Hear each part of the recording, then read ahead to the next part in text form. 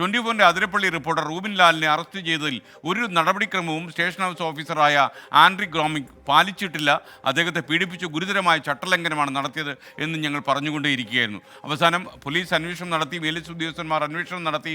അയാൾക്ക് അവസാനം ഈ ചട്ടലംഘനം നടന്നു. സുപ്രീം കോടതിയുടെ അറസ്റ്റ് മെമ്മോ പോലെയുള്ള ഒരു നടപടിക്രമവും ഇയാൾ പാലിക്കാതെയാണ് നട്ടപാതിരാക്കി വീട്ടിൽ കയറി അയാളെ ഈ റൂബിൻ ലാലിനെ അറസ്റ്റ് ചെയ്ത് ലോക്കപ്പ് ചെയ്ത് തുണിയെല്ലാം അഴിച്ചു മാറ്റി അദ്ദേഹത്തിൻ്റെ ഒരു ജെട്ടി മാത്രം ഇടിച്ച് എത്രയോ മണിക്കൂറുകൾ ശേഷം നിർത്തി എന്നുള്ളത് ഇതെല്ലാം ഇപ്പോൾ ഒരു റിപ്പോർട്ടായി വന്നിരിക്കുന്നത്. പോലീസിൻ്റെ തൃശ്ശൂർ റൂറൽ എസ് പിയുടെ റിപ്പോർട്ടിലാണ് ഈ കാര്യങ്ങളെല്ലാം സ്ഥിരീകരിച്ചിരിക്കുന്നത്. എന്തായാലും റിപ്പോർട്ടിൻ്റെ അടിസ്ഥാനത്തിൽ പ്രാഥമിക നടപടിക്ക് ഉത്തരമേഖല IG കെ സേതുരാമൻ ഉത്തരവിട്ടു. അറസ്റ്റിൽ പാലിക്കേണ്ട മാനദണ്ഡങ്ങൾ ECI പാലിച്ചിട്ടില്ല.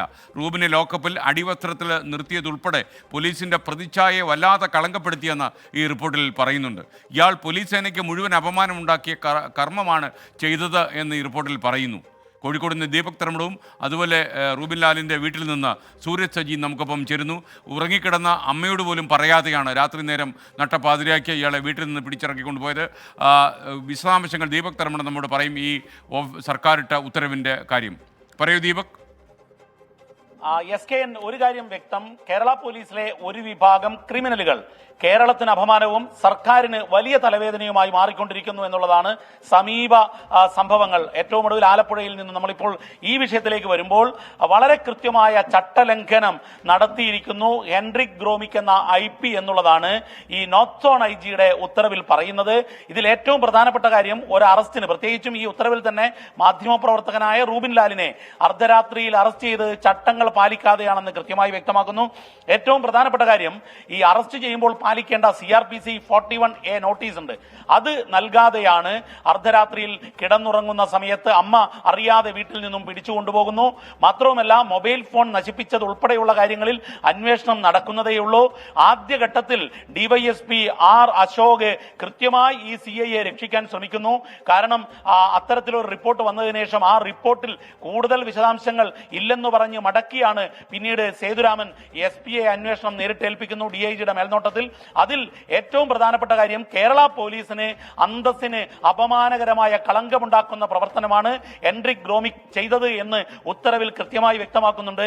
ഏതായാലും ഇതിൽ ആഭ്യന്തര വകുപ്പ് കർക്കശമായ ഒരു നിലപാട് ഗൗരവത്തിൽ എടുത്തിരുന്നു. മുഖ്യമന്ത്രിക്ക് 24 chief editor R Sreekandan Nair നൽകിയ ആ പരാതി DGPക്ക് കൈമാറുന്നു. അതിൽ നടത്തിയ അന്വേഷണത്തിലാണ് ഇത്തരം ഒരു ഉത്തരവിലേക്ക് എത്തിയിരിക്കുന്നത്. പക്ഷേ എന്നാൽ ഇപ്പോഴും അന്വേഷിക്കാതെ ബാക്കിയുള്ള കാര്യങ്ങളുണ്ട്. മൊബൈൽ തകർത്തതും അതുപോലെ തന്നെ ഈ അടിച്ചതും മർദ്ദിച്ചതും ഇതേക്കുറിച്ച് SPയുടെ റിപ്പോർട്ടിൽ ഇല്ല എന്നുള്ള കാര്യം കൂടി എടുത്തു പറയേണ്ടതുണ്ട്. ഏതായാലും നടപടി ആരംഭിച്ചിരിക്കുന്നു. അഡീഷണൽ SPയുടെ നേതൃത്വത്തിലായിരിക്കും ഇനിയുള്ള തുടർ നടപടി. അതിനുവേണ്ടി 15 ദിവസത്തിനകം കുറ്റപത്രം നൽകുന്ന, ചാർജ് മെമ്മോ നൽകുന്ന നടപടിയിലേക്ക് കടക്കാനാണ് IGയുടെ ഉത്തരവിൽ പറയുന്നത്. SKN. ഓക്കെ, ദീപക് തർമ്മടമാണ് നമുക്കൊപ്പം ചേർന്നത്. ഇനി റൂബിൻ ലാലിൻ്റെ വീട്ടിൽ നിന്ന് സൂരജ് സജി നമുക്കൊപ്പം ചേരുന്നു. സൂരജ് സജി, അമ്മ എവിടെയുണ്ടോ? അമ്മയോട് ഈ വിധിയെ, ഈ നമ്മുടെ ഈ സർക്കാരിൻ്റെ നടപടിയെക്കുറിച്ച് അഭിപ്രായം ചോദിച്ചോ? SKN തീർച്ചയായും ഈ അമ്മയോട് ഇതുമായി ബന്ധപ്പെട്ട് നമ്മൾ പ്രതികരണം ചോദിച്ചിരുന്നു. അമ്മ പറയുന്നത് ഈ വിധിയിൽ, അതായത് ഈ ഉത്തരവിൽ സന്തോഷമുണ്ട്, പക്ഷേ അവിടം കൊണ്ടും തീരുന്നില്ല. വീഴ്ച മാത്രം സമ്മതിച്ചാൽ പോരാ, പക്ഷേ ഈ കുറ്റക്കാർക്കെതിരെ ഒരു കർശന നടപടി ഉണ്ടാകണം. അതോടൊപ്പം തന്നെ ഇതിലെ പ്രധാന തെളിവായ മൊബൈൽ ഫോൺ, ആ മൊബൈൽ ഫോൺ നശിപ്പിച്ചതിൽ വ്യക്തമായ ഒരു അന്വേഷണം നടത്തണം എന്നുള്ളതാണ് അമ്മയുടെ പ്രധാന ആവശ്യം. കാരണം ഈ റൂബിനെ വനംവകുപ്പ് ഉദ്യോഗസ്ഥൻ മർദ്ദിക്കുന്ന അടക്കമുള്ള ദൃശ്യങ്ങൾ ഉണ്ടായിരുന്നത് ഈ മൊബൈൽ ഫോണിലാണ്. അതുകൊണ്ട് തന്നെ ഇത് തകർത്തത്, ഈ മൊബൈൽ ഫോൺ നശിപ്പിച്ചതിന് പിന്നിൽ തെളിവ് നശിപ്പിക്കുക എന്നൊരു ലക്ഷ്യം മാത്രമാണ് ഉണ്ടായിരുന്നത് എന്നുള്ളതാണ് പറയുന്നത്. ദൃശ്യങ്ങളിൽ കാണുന്നത് അമ്മയുണ്ട്, ഇവർക്ക് പിന്തുണയുമായി എത്തിയ പരിസ്ഥിതി പ്രവർത്തകർ അടക്കമുണ്ട്. എന്തായാലും അമ്മ വീഴ്ച സംബന്ധിച്ച് പോലീസിന്റെ റിപ്പോർട്ട് വന്നിരിക്കുന്നു. ഇനി തുടർ നടപടികൾ എന്താ അമ്മ പറയുന്നത്?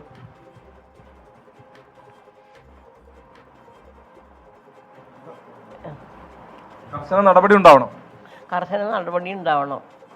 പിന്നെ എൻ്റെ മോനെ വേഗം വിട്ട് കിട്ടണം. എനിക്കിവിടെ ഒറ്റയ്ക്ക് താമസിക്കാൻ പറ്റുന്നത് ഒരു മലയാണ്. മഴ പെയ്താലും കറണ്ട് ഒന്നിച്ച് പോകും. പിന്നെ ടൂറിസ്റ്റ് കേന്ദ്രം കൂടിയാണ്. ഒരാളുടെ സഹായം 2 വയസ്സായി എനിക്ക് ജീവിക്കാൻ ബുദ്ധിമുട്ടുണ്ട്. തന്നെയാണ് SKN. എന്തായാലും നീതി എത്രയും പെട്ടെന്ന് വേണം, റൂബിൻ പുറത്തിറങ്ങണം എന്നൊരു ആവശ്യമാണ്. റൂബിന് വേണ്ടിയുള്ള നിയമ പോരാട്ടം അത് 24 അത് കോടതിക്കകത്ത് നമ്മൾ നടത്തുന്നുണ്ട്. അതോടൊപ്പം അമ്മ പറയുന്നത് ഈ മൊബൈൽ ഫോൺ അടക്കം നശിപ്പിച്ച വിഷയങ്ങളുണ്ട്, അതിൽ കൃത്യമായ ഇടപെടൽ ഉണ്ടാകണം. മുഖ്യമന്ത്രിയിൽ വിശ്വാസമുണ്ട്, മുഖ്യമന്ത്രിക്ക് ഇത് സംബന്ധിച്ച് ഇന്ന് പരാതി നൽകിയിരുന്നു. അതുകൊണ്ട് തന്നെ ഈ സർക്കാരിൽ വിശ്വാസമുണ്ട്. പക്ഷേ ഉദ്യോഗസ്ഥർക്കെതിരെ, അതായത് അതിരപ്പള്ളി CI ആൻഡ്രിക് ഗ്രോമിക്കിനെതിരെയും അതുപോലെ തന്നെ ഈ ജാക്സൺ ബീറ്റ് ഓഫീസറായിട്ടുള്ള ജാക്സനെതിരെയും കർശനമായ നടപടി ഉണ്ടാകണം എന്നുള്ളതാണ് അമ്മ ഈ ഘട്ടത്തിലും പറയുന്നത്. SK.